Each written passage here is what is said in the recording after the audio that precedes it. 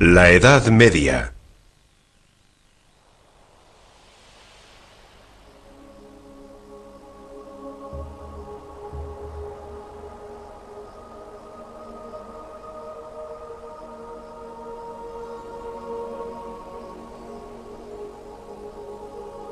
Pensamiento, cultura y temor.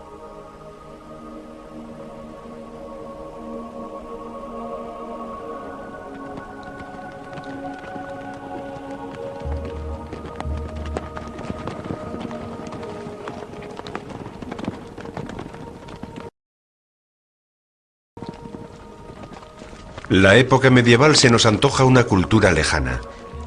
La mentalidad que orienta los gustos y define la identidad es muy diferente, al igual que los mecanismos del poder.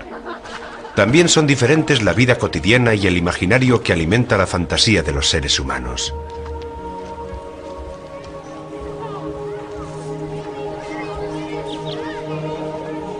Una época en la que la religión desempeña un papel decisivo en dar un significado a la vida y a la realidad. Pero en esta época también coexisten otras formas de conocimiento, en un amplio espectro que va de la magia a la ciencia. Las costumbres sociales y los universos simbólicos, los estratos culturales y sus valores, tradiciones y obsesiones, todo esto compone el cuadro social de la Edad Media, ligado a una realidad política, económica e institucional muy lejana a la nuestra, pero en la que podemos redescubrir el origen y la ascendencia de la Europa de hoy.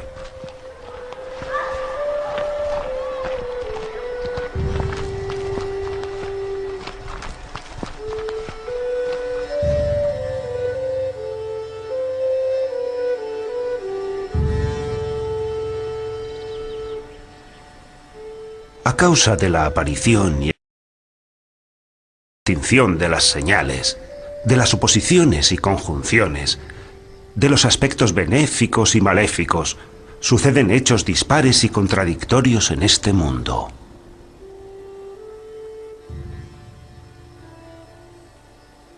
Las señales son los prelados de la Iglesia o los príncipes del mundo, ya que de ellos provienen todos los acontecimientos de este mundo, guerra y paz y cualquier otra cosa.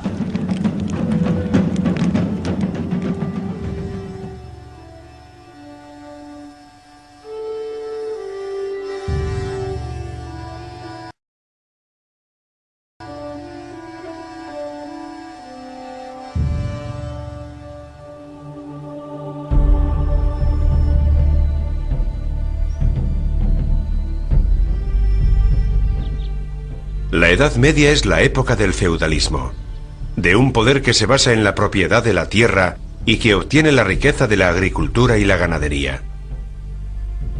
El feudalismo es una consecuencia a largo plazo de la caída del Imperio Romano y representa una fase de arduo restablecimiento político. En la base del sistema feudal se encuentra el juramento de lealtad que un señor, llamado vasallo, deposita en las manos de un señor más rico y poderoso a cambio de beneficios y protección militar. La esencia del sistema feudalismo-vasallaje se encuentra en esta relación personal que se establece entre dos individuos, entre un señor y otro señor. Este juramento de fidelidad, esta declaración, se realiza también mediante una ceremonia que implica, por ejemplo, el immixtio manum, es decir, poner las manos entre las manos del otro. Es una forma de encomendarse al otro, que puede finalizar con el beso, que es la forma más íntima de una relación personal.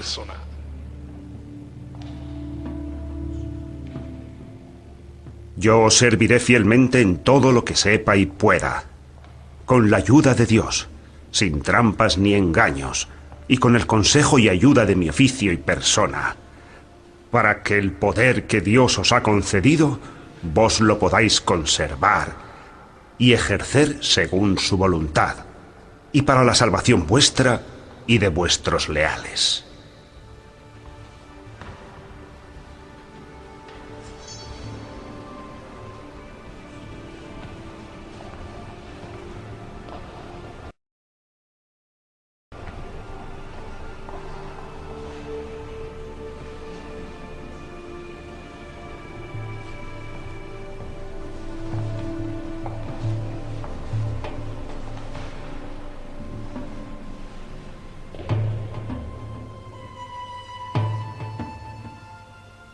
Asimismo, un aspecto importante del feudalismo es su relación con la religión, el sello que la Iglesia otorga para justificar este sistema. En el fondo, Dios es el Señor por excelencia, es el verdadero garante del mundo feudal y está en el centro de todo. Sus representantes en la tierra, príncipes y soberanos, son los que tienen la misión de hacer que reine su paz y su justicia. Ya desde hace tiempo, la filosofía del Evangelio gobernaba los estados, cuando la fuerza y soberana influencia del espíritu cristiano había calado profundamente en las leyes, en las instituciones, en las costumbres de los pueblos, cuando la religión de Jesucristo, sólidamente establecida en aquel escalafón de honor, florecía a la sombra del favor de los príncipes y de la debida protección de los magistrados.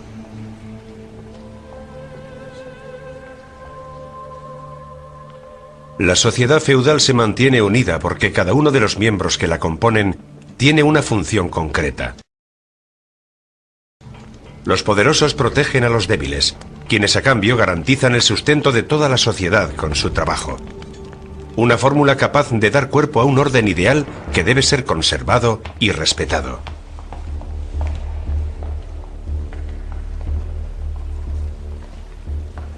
Cuando el sacerdocio y el imperio procedían en concordia, felizmente unidos entre sí por la amistosa reciprocidad de favores. Incontrare un uomo di Dio come voi. Prometto di difendere e di sostenere sempre la fede cristiana. La Chiesa vi ringrazia.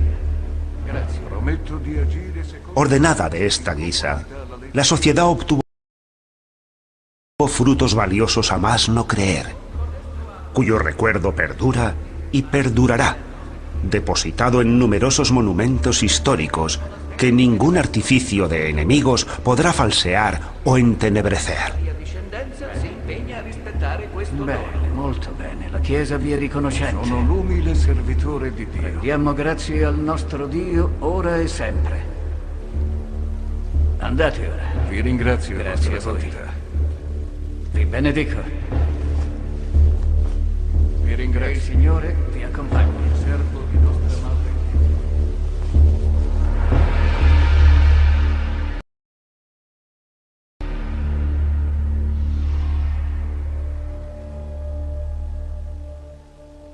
La idea de Dios que se puede encontrar en la Edad Media implica rasgos concretos y singulares.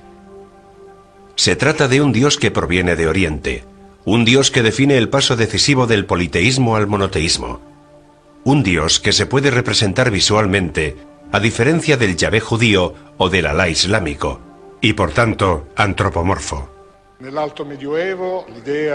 la Alta Edad Media, la idea de Dios es la del Dios de los ejércitos, del Dios victorioso, del Dios que vence, que reina, que impera, que acompaña a los misioneros en su labor de evangelización. Es un Dios al que hay que temer, un Dios poderoso. Un Dios que en el occidente medieval no tiene rivales. Los demás solo son falsos ídolos. Aquel que no declare que el Padre, el Hijo y el Espíritu Santo tienen una sola naturaleza o sustancia, una sola virtud y poder, una sola divinidad a la que adorar en tres hipóstasis o personas, será anatematizado y excomulgado. Uno, de hecho, es Dios Padre, del que proceden todas las cosas. Uno es nuestro Señor Jesucristo, mediante el cual son todas las cosas. Uno es el Espíritu Santo, en el cual están todas las cosas.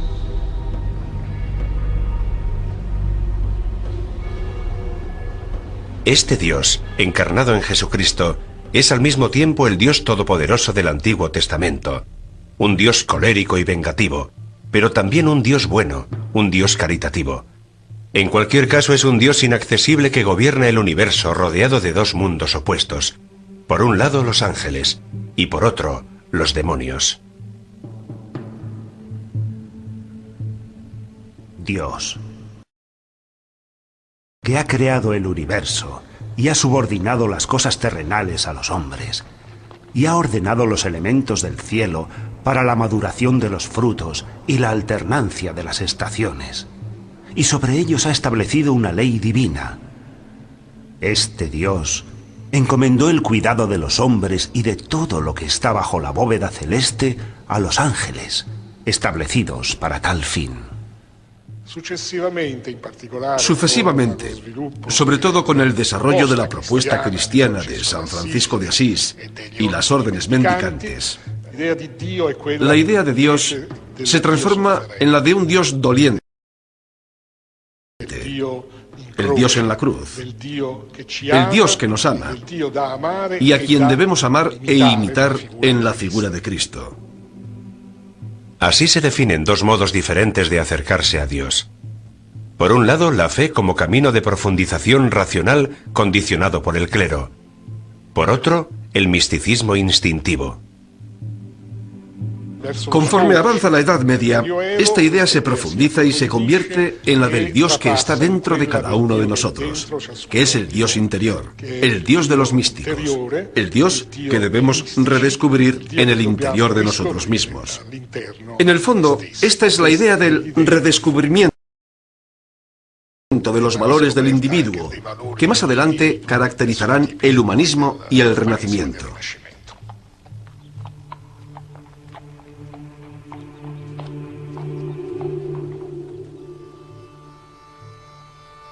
El concepto del tiempo es una categoría básica propia de cada época, señal inequívoca de una mentalidad y conciencia del mundo muy concretas. El tañido de las campanas de las iglesias marca la cadencia de los días.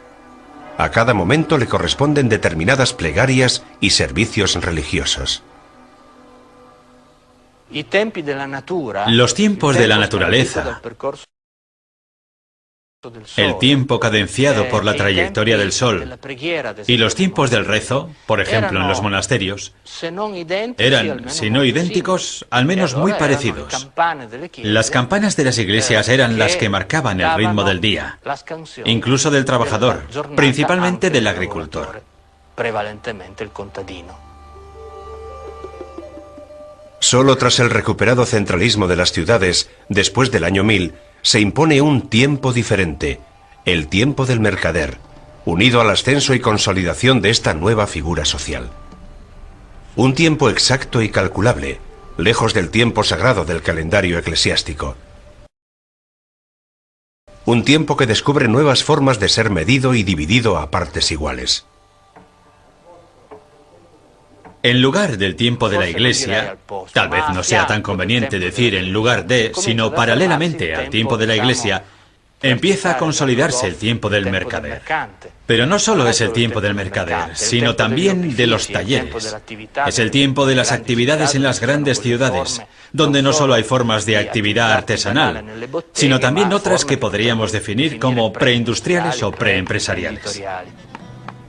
Un tiempo que se convierte en instrumento a disposición del ser humano para organizar de forma óptima su trabajo, sus actividades y su jornada.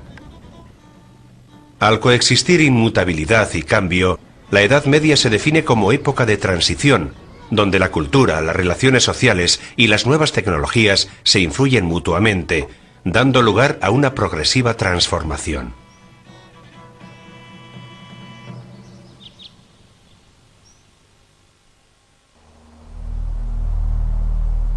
Cada época histórica posee lugares comunes que caracterizan su imaginario, reflejados en la literatura, pero también difundidos a nivel más general en el sentir común de la sociedad. La contraposición fundamental que expresa la Edad Media entre el ser humano y los animales se articula más detalladamente en la confrontación entre cultura y naturaleza, entre la civilización y lo salvaje. Y lo salvaje, lo arcano y lo misterioso medieval tienen su sede en el bosque.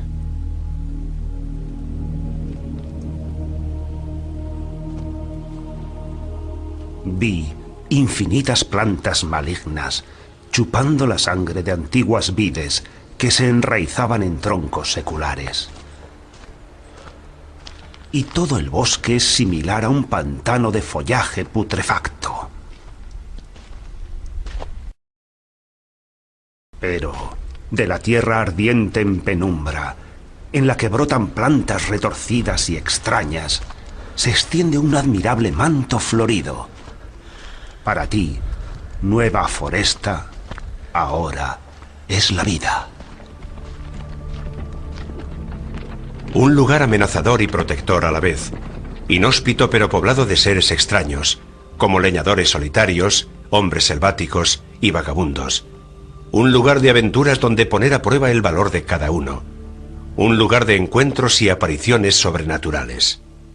El bosque estaba muy habitado. La idea que tenemos del bosque medieval es la que se fue imponiendo poco a poco en las ciudades, sobre todo en la zona de Italia y más que nada a partir de 1200. Es el bosque que se refleja en las novelas, donde se producen emboscadas, donde hay malhechores. Hasta entonces, el bosque había sido una gran reserva de recursos económicos. Estaba poblado por pastores, eremitas, hombres santos, caballeros. También estaba poblado por presencias misteriosas que sin embargo son amistosas. Son los habitantes de las ciudades los que convierten el bosque en algo desconocido e inquietante. Como contrapunto al bosque está la ciudad, caracterizada a su vez por una ambigüedad de fondo, ya que a veces representa la vanguardia del proceso civilizador y otras el centro de la maldad y la depravación, a tono con la imagen que se sugiere en la Biblia. La ciudad terrenal ha creado para sí falsos dioses a quienes rendir pleitesía, a los que hacen sacrificios los hombres, mientras la ciudad celestial, que camina sobre la tierra, no crea falsos dioses, sino que es creada por el Dios verdadero, al que se ofrece así verdadero sacrificio. A caballo entre los polos opuestos de Jerusalén y Babilonia, la ciudad puede parecer un espacio donde conviven belleza, dinamismo y riqueza, o también un bullicioso recipiente de maldad, violencia y amalgama de culturas. La ciudad puede ser la realización en la tierra de la Jerusalén celestial, cosa que seguramente gustaba a muchos. Pero para los mismos, la ciudad también puede ser un lugar en el que uno se pierde. Además de esto, las ciudades son grandes laboratorios de experimentación social y experimentación económica. Son laboratorios de pruebas donde se ve de todo, como por ejemplo la organización del trabajo en los grandes talleres donde se entraba con el repique de la campana y del que se salía con el repique de la campana. Hace 30 años se habría definido como un trabajo precapitalista o capitalista.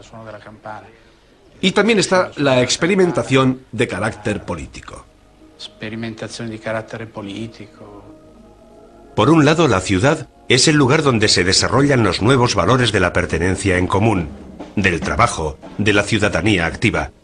Por otro, es vista con recelo por grupos sociales tradicionales, como los monjes o los caballeros, aunque con el tiempo logra atraer a los poderosos que administran los feudos rurales, y se convierte en el destino preferido de las órdenes mendicantes que llevan allí su predicación.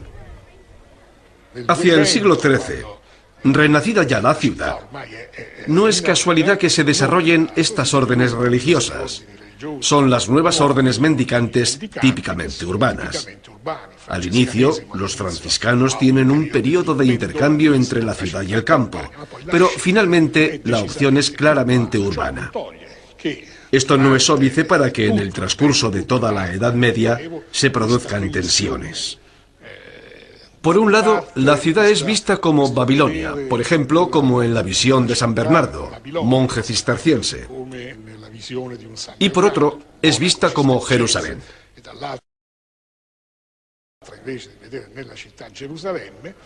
El caso es que existe y se perpetúa. De todas formas, hay que pensar que el cristianismo es una religión arraigada sobre todo en la ciudad. Y a esto precisamente debe su éxito, su suerte. Un lugar muy singular de todo este imaginario medieval es el purgatorio, que solo después del siglo XII se define completamente como espacio intermedio entre infierno y paraíso, tras un largo debate teológico y doctrinario. Superados los miedos de los primeros siglos de la Edad Media, relacionados con el inminente fin del mundo y el consiguiente juicio final, se crean las condiciones para el nacimiento de este nuevo espacio en el más allá, un espacio intermedio donde hay que permanecer un tiempo, dependiendo de la gravedad de los pecados cometidos en la tierra. En el siglo XIII se consolida la idea del juicio final como un solo día de cólera. De repente, Dios interviene y juzga. Es una doctrina que renueva todo lo que se había dicho hasta entonces, porque hasta ese momento el juicio no era un día, sino una etapa cuya duración no conocía nadie y que tenía una serie de ritmos.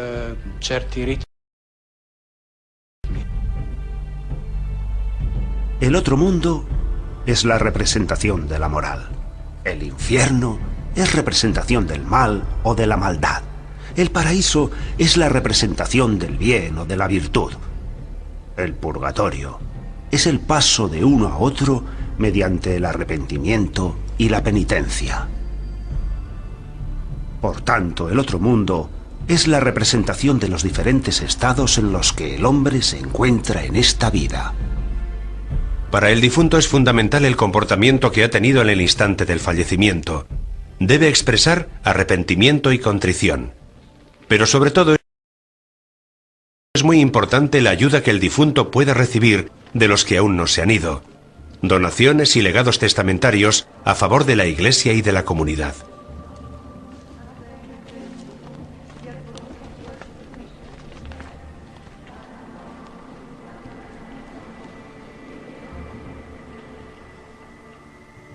La Iglesia, debilitada en su poder sobre el tiempo terrenal cada vez más laico y en sintonía con el nuevo pulso social y económico, controla estrictamente el tiempo en el más allá mediante las ofrendas, como el rezo, la limosna y la misa.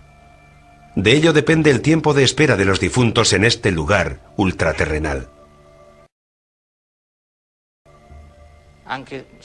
Incluso San Agustín había previsto una gehenna superior, un estrato superior del infierno del que uno se podía redimir, aunque nunca se había formalizado oficialmente. En el preciso instante en el que la Iglesia ya no es la única que decide el ritmo de vida de las personas, establece su supremacía en otro frente. Comienza a presentarse a sí misma cada vez más como un órgano que determina con antelación el destino de las almas en el más allá. El nuevo tiempo en el purgatorio también refleja el creciente valor que en los últimos siglos de la Edad Media se otorga a la responsabilidad personal y por ende al individuo, a sus méritos y sus deméritos, independientemente de la función social ejercida. Dios es el creador, y a Él hay que dirigir todas las cosas visibles. A pesar de ello, el hombre medieval tiene curiosidad por el mundo y se esfuerza por conocerlo y catalogarlo. Los elementos básicos que lo componen son 4: aire, agua, tierra y fuego. En el fondo, el hombre es un microcosmos en estrecha relación con el macrocosmos. Nadie está separado de lo que le rodea, y nada es observable de forma aislada. Los fluidos de los que se cree que se compone el hombre son 4: la sangre, la flema, la bilis amarilla y la bilis negra. El cuerpo del hombre contiene sangre, flema, bilis amarilla y bilis negra. En esto consiste la naturaleza del cuerpo. Esta es la causa de la salud o la enfermedad. En estas condiciones, se goza de perfecta salud cuando estos humores se hallan en la perfecta proporción entre ellos, ya sea en calidad o en cantidad. La salud, la enfermedad y la muerte dependen de las variaciones de relación entre estos fluidos. Hay enfermedad cuando uno de estos humores, en cantidad demasiado pequeña o demasiado grande, se aísla dentro del cuerpo en lugar de mezclarse con los demás. Sin embargo, lo que da vida al ser humano es el alma. Creada por Dios, no tiene final y otorga la razón, que es lo que distingue al hombre de los animales.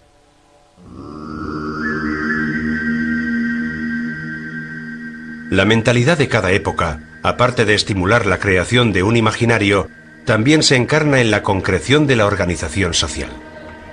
Si la mentalidad del hombre medieval atribuye valor positivo al sedentarismo, al hecho de estar radicado, a ser parte activa de la comunidad, todos los que no satisfagan estas condiciones son contemplados con recelo. La sociedad traza los límites de la normalidad. Más allá está todo lo que es diferente, y por este motivo debe ser marginado. El renacimiento ciudadano ha conllevado por un lado el aumento de la riqueza, pero por otro lado también el aumento de la pobreza. Pobres son considerados con frecuencia los campesinos, los rústicos y evidentemente también los que sufren una enfermedad. Luego, entre los más pobres están los leprosos. Es decir, en este caso también están incluidos los deformes y los que padecen una enfermedad que tiene un significado simbólico. El leproso aquejado de lepra deberá vestir harapos y llevar la cabeza descubierta. Deberá taparse la barba e ir gritando: «Inmundo, inmundo». Será inmundo mientras tenga la lepra. Es inmundo. Deberá estar solo. Vivirá fuera del campamento. Existe también una marginación relacionada con el cuerpo y la enfermedad.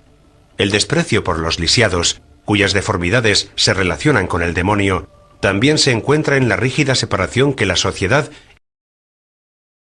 impone respecto a quien no goza de buena salud. Este aumento del número de pobres hace que sean considerados como un peligro social, como posibles rebeldes, vagabundos o maleantes. Y no es casualidad que a finales del siglo XIII básicamente, y más adelante en toda la época tardomedieval, aparezca la figura del pobre que se avergüenza y se convierte en predilecto de la beneficencia. El pobre que se avergüenza es el que siente su propia miseria como un pecado, que aspira a superar esta condición y que por tanto es menos inquietante a nivel social. Mientras que el pobre que sigue siendo pobre es un peligro que hay que marginar.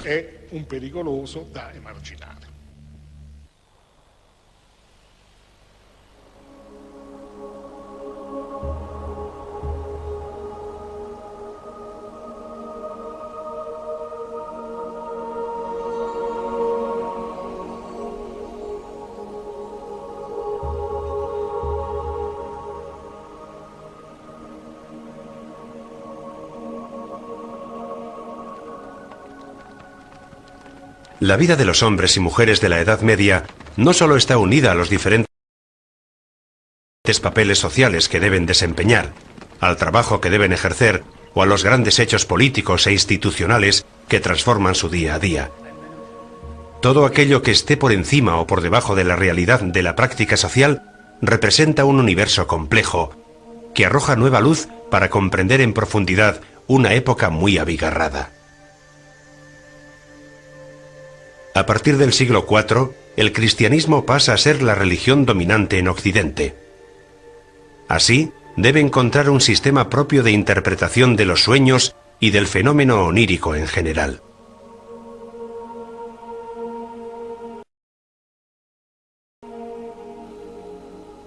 En el Antiguo Testamento, los sueños aparecen mencionados con más frecuencia que en el Nuevo, y para más señas provienen de Dios. Pero no todos los sueños son visiones nítidas y comprensibles. Su significado puede ser también oscuro o provocar miedo. Algunos son muy peligrosos porque no provienen de Dios, son engaños o tentaciones, o pruebas que hay que superar.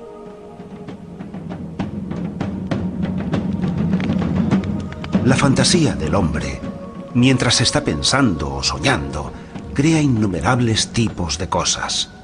Y aunque no sean corpóreas, adoptan con increíble rapidez forma corpórea.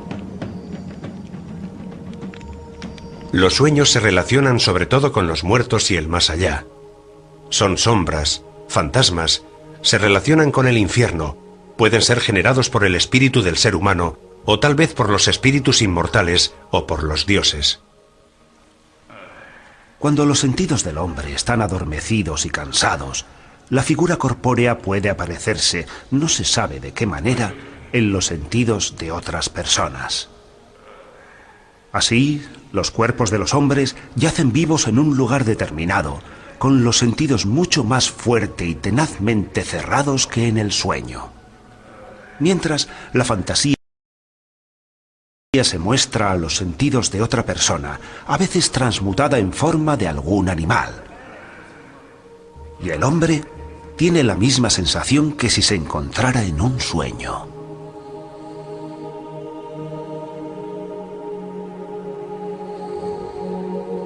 Para el cristianismo de la Edad Media, el sueño es motivo de curiosidad y al mismo tiempo de terror.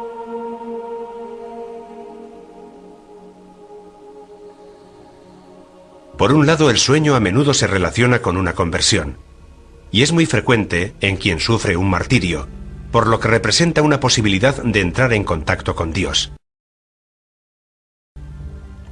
Por otro lado, los sueños se asocian a la magia y a lo infernal, y tienen gran relevancia en muchas sectas consideradas heréticas.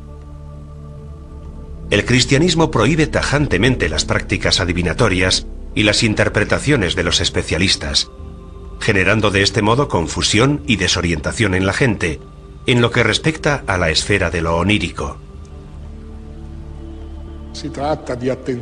La Iglesia aborda el fenómeno onírico con suma precaución, porque los sueños tienen varias lecturas.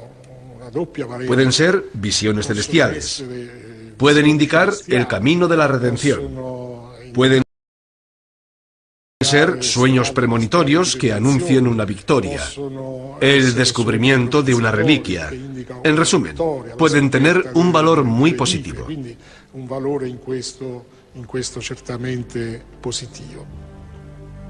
Asociado al cuerpo y por tanto al demonio, el sueño pasa a ser transmisor de tentaciones carnales, y no puede ser aceptado como premonición de hechos futuros, porque el futuro pertenece únicamente a Dios.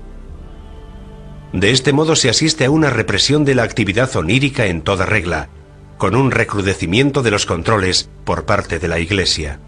Pero el sueño también puede tener un valor profundamente negativo, en cuanto a que ha sido inspirado por el maligno para engañar. En esto consiste evidentemente su vanidad y el peligro que puede representar.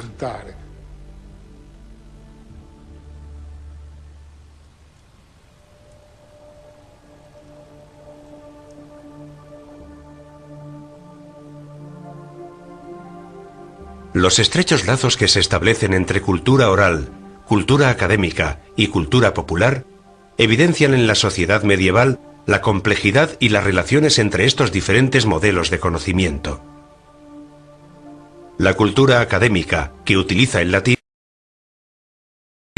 es exclusiva de los eruditos, contiene citas y referencias cultas y se transmite a través de la escritura. A menudo se olvida que hasta el siglo XIV, la lengua de todos los actos oficiales, pero también de las transacciones menores, como la compraventa de un terreno o de un bien inmobiliario, es siempre el latín. A pesar de todo, los intercambios entre lo académico y lo popular son muy frecuentes. Entre las élites cultas y el pueblo hay mentalidades y actitudes culturales comunes, caracterizadas por superposiciones y contaminaciones mutuas. Todos los indicios que tenemos son indicios de contaminación. Por tanto, la cultura folclórica es principalmente una reproducción de la cultura alta adaptada a los niveles de alfabetización bajos o nulos del pueblo llano. Es la traducción baja de la cultura alta. La cultura popular está instintivamente unida al tema religioso y se nutre de sermones, predicaciones, relatos, apariciones y milagros transmitidos de generación en generación y destinados a una audiencia de hombres y mujeres de baja extracción. Existe un gran ritual colectivo que consiste en ir a escuchar la predicación. La gente va a misa, pero a menudo también a la plaza. Se sabe que con frecuencia los púlpitos estaban instalados en la plaza. Y está el predicador, Los predicadores quieren martillear a fondo las ideas en la cabeza de quienes les escuchan, y para ello se valen de los frescos, las esculturas de las entradas de la catedral, y los va señalando mientras hablan. En cualquier caso, a ambos lados y en la base de los frescos hay textos escritos. Sabemos que el 90% de los habitantes de aquella época eran analfabetos. Para ellos el texto escrito no tenía ningún significado. Pero si esos textos acompañaban a las palabras del predicador y a las imágenes que éste mostraba, esos mismos signos escritos empezaban a adquirir un cierto significado para aquel que escuchaba y observaba. En la Edad Media no es tanto un problema de fe, sino de hasta dónde explicar lo que sucede. Estas predicaciones, sustentadas en las imágenes y la escritura, suscitaban sentimientos tan fuertes que provocaban un fenómeno que podríamos definir como falsa memoria. ¿Cuántos peregrinos regresaban de tierras sagradas convencidos de haber visto lugares santos que en realidad no habían visto? Contaban a los amigos del pueblo que habían estado en lugares santos que en realidad no habían visitado. Pero ese era el recuerdo que les quedaba. Creían haberlos visto porque era el recuerdo de las imágenes que habían visto representadas en pinturas o en la iglesia de su pueblecito o en la catedral de alguna ciudad a donde habían ido en alguna ocasión. La fantasía es un verdadero apoyo imaginativo y cognitivo, y representa una aportación más en la transición de cultura oral a cultura escrita. Por un lado, el pobre analfabeto adquiere mayor protagonismo, participando en ciertos aspectos de la vida colectiva. Por otro lado, introduce elementos de distorsión, en el sentido de que la imagen bien explicada es más convincente que el control personal de los lugares visitados. Y esto introduce una reflexión también sobre el presente. Una imagen bien explicada es más eficaz, si cabe, que tocar una prueba con la mano.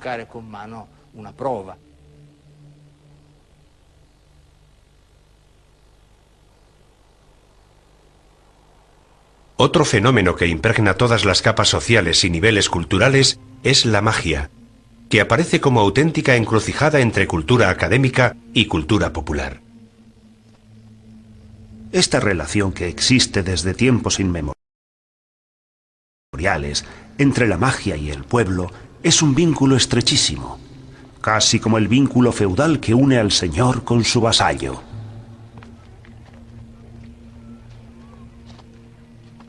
La magia es la visión de la vida y del todo, de los símbolos y los instrumentos para dominar y dirigir las fuerzas de la naturaleza.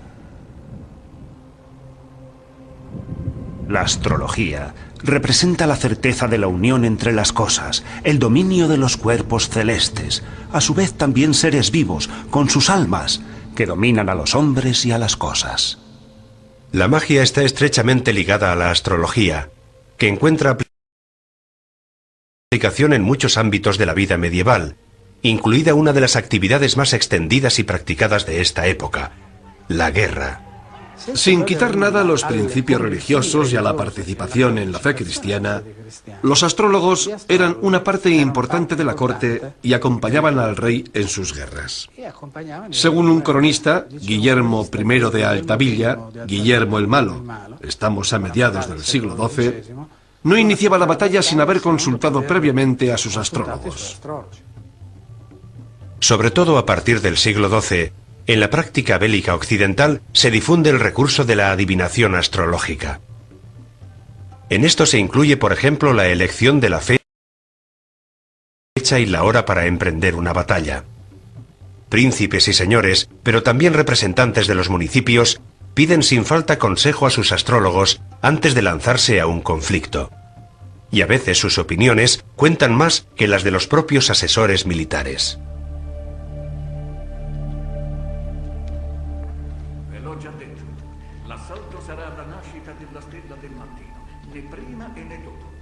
Così si è pronunciato il grande Aqua.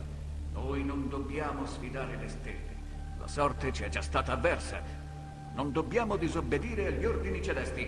Non tollererò disobbedienza alcuna. Stanotte le stelle chiedono un pegno di sangue. A causa de la aparición y extinción de las señales, de las oposiciones y conjunciones, de los aspectos benéficos y maléficos, suceden hechos dispares y contradictorios en este mundo. Las señales son los prelados de la Iglesia o los príncipes del mundo, ya que de ellos provienen todos los acontecimientos de este mundo. Guerra y paz y cualquier otra cosa.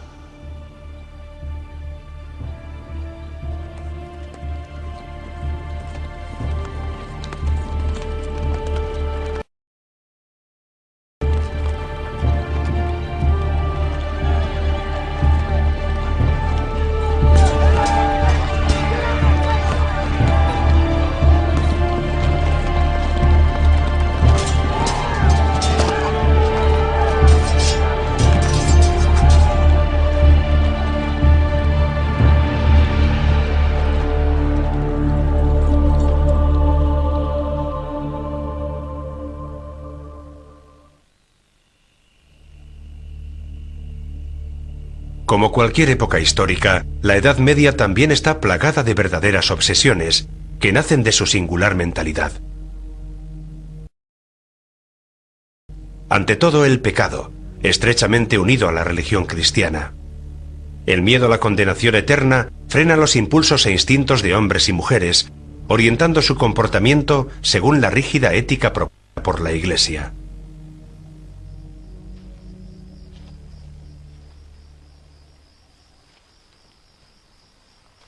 Merecerá penas aún más severas por todo aquello que haya hecho, ya que con la misma vara con la que medimos, seremos medidos nosotros también, y aquello que hagamos nos lo harán a nosotros también. Los pecadores recibirán el castigo a sus pecados de la mano de Dios, y no serán castigados en la medida de sus pecados, sino en una proporción aún mayor respecto a las faltas cometidas.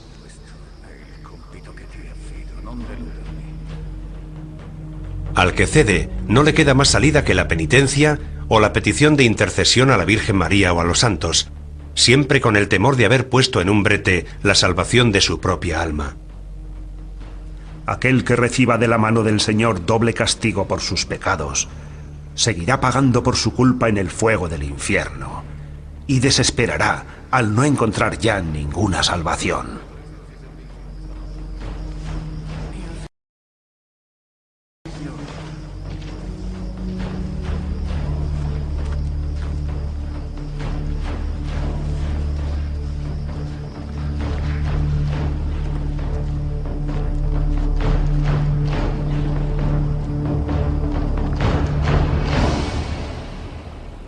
La lucha contra el pecado no da tregua.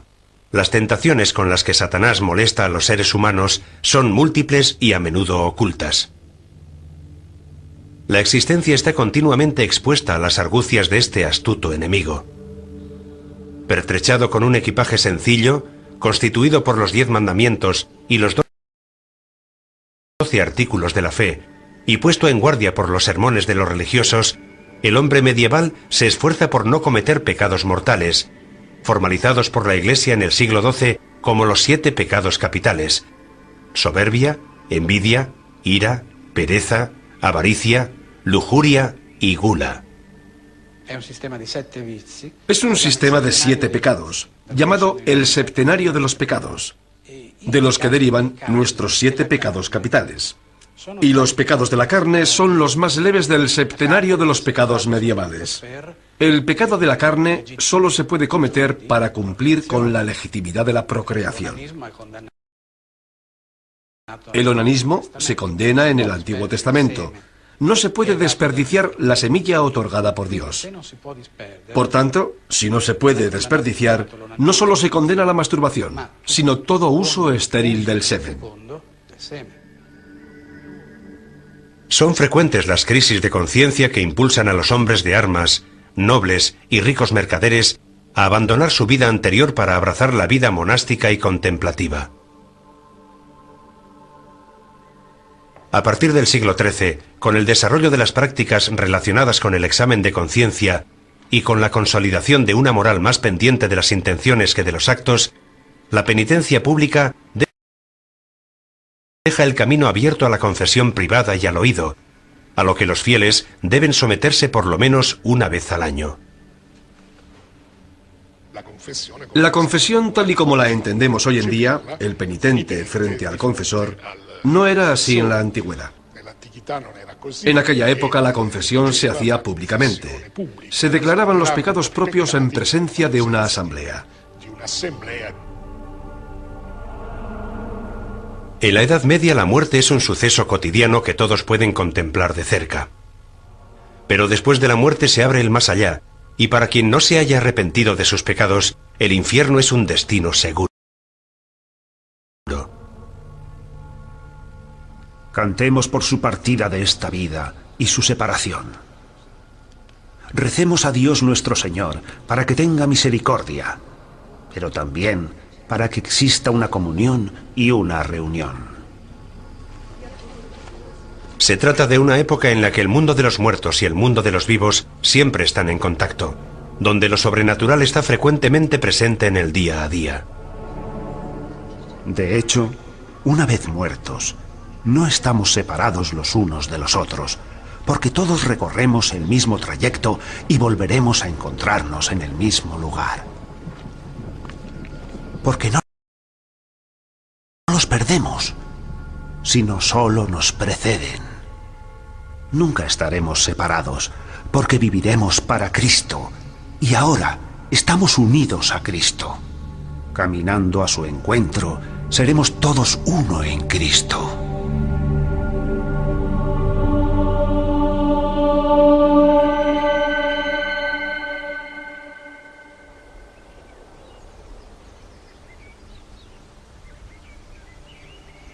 Otra característica fundamental de la mentalidad medieval es su fuerte simbolismo. Empezando por los números, que San Agustín considera pensamientos de Dios. El 3 está relacionado especialmente con la Trinidad, el 4 con los evangelistas, los ríos del paraíso, los puntos cardinales, las estaciones del año, las virtudes. El 7 está relacionado con los septenarios de la religión, como los dones de Dios, los pecados capitales y los sacramentos. El 10 se asocia a los mandamientos, el 12 al número de apóstoles, a los signos del zodíaco, a los meses del año. Podríamos decir que la Edad Media es el reino de lo simbólico.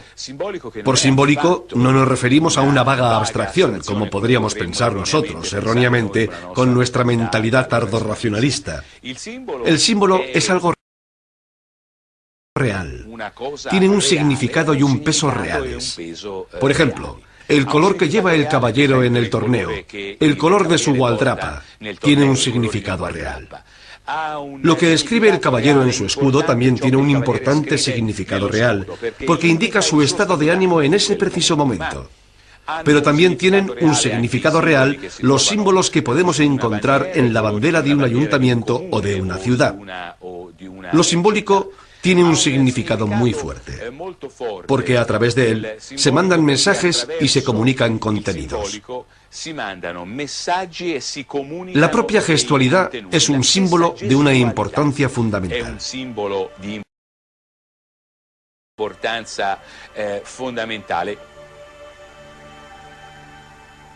También están las figuras geométricas. El círculo expresa perfección, no tiene ni principio ni fin, representa el cielo y simboliza el tiempo, y es la imagen perfecta de la unidad y del principio creador. Los colores también son muy importantes desde el punto de vista de la interpretación simbólica.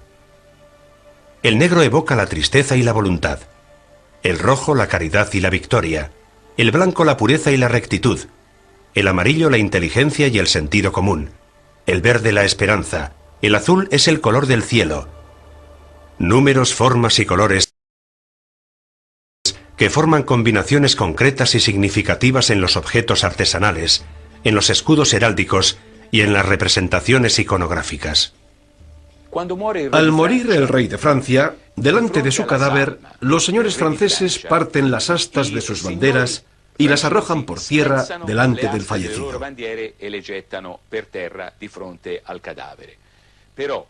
Pero la bandera del rey se inclina ligeramente, se ondea y se vuelve a elevar inmediatamente porque la bandera del rey simboliza el cuerpo místico del rey de Francia. Y el cuerpo místico no es el cuerpo real. El cuerpo real muere, pero el cuerpo místico, lo que hoy con nuestros términos llamaríamos comúnmente el Estado, ese no muere jamás. Y la bandera del rey que se inclina y se vuelve a elevar de inmediato significa el Estado, que también admite la muerte física de su representante. Pero el Estado, la corona, no muere jamás. En este caso, el símbolo tiene un contenido y un mensaje político formidables.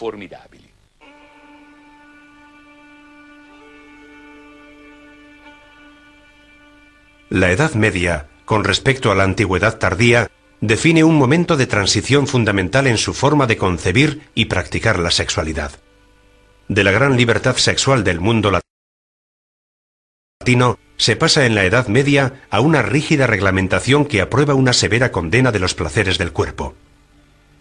La carne y el espíritu se convierten en antagónicos, sobre todo a través de las ideas de San Pablo. Los placeres del cuerpo se convierten en la principal fuente de pecado.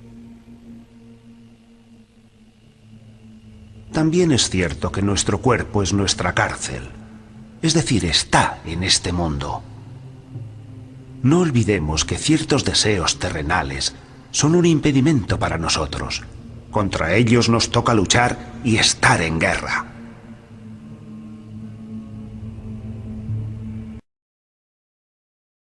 La carne experimenta una verdadera demonización. Pasa a ser lugar de depravación. El cuerpo es despojado de toda dignidad y cada vez más se considera una cárcel para el alma. Veo en mis extremidades otra ley que se opone a la ley de mi mente.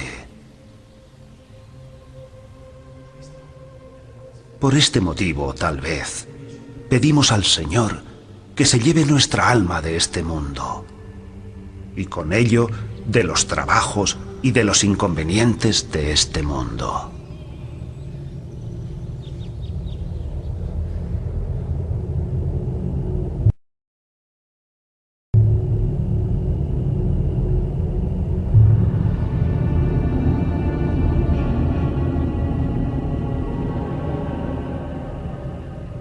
Se reafirma una interpretación del pecado original que la asocia a la esfera sexual y a los pecados de los sentidos. En definitiva, la concupiscencia es la que transmite el pecado original. Cada unión carnal lleva implícita la culpa, y especialmente culpable es el cuerpo femenino. La virginidad es una flor que germina en la Iglesia. Dignidad y adorno de la gracia espiritual, alegría de la naturaleza, obra maestra de loor y gloria, imagen de Dios que exalta la santidad del Señor, la parte más bienaventurada del rebaño de Cristo. Se regocija la Iglesia, cuya gloriosa fecundidad florece abundantemente en ella. Y cuanto más crece la legión de vírgenes, tanto mayor es la alegría de la Madre.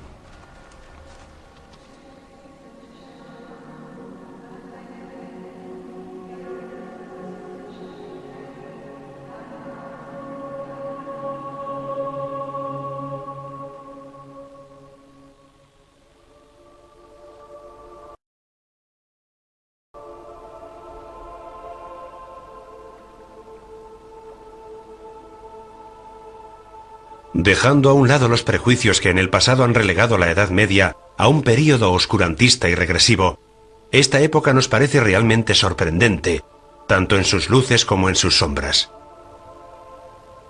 Junto a los grandes acontecimientos políticos, las transformaciones institucionales, las fechas